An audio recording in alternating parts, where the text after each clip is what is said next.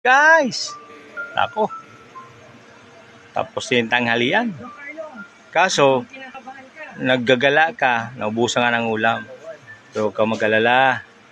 Dahil yung problema mong ulam, sagot po yan. Ni Century Tuna guys, 420 grams. Flexing Noel with omega 3. Nakantay nyo guys. Tara na, mainit-init pa yung kanin eh. Buksan na natin guys. Pwede po tayo dito tatlo. Malaki-laki ito. 420 grams. Kaya kapag nakaluwag-luwag or tuwing sahod, pumunta po tayo sa pinakamalapit na grocery at magbili na po tayo nito para mag-stock.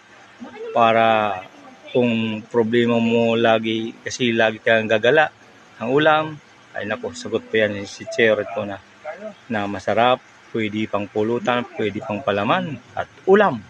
Maraming gamit po si Century Tuna. Napangin natin no. Halika na, kakain na tayo. Panoorin po ang video at bumili po ng Century Tuna.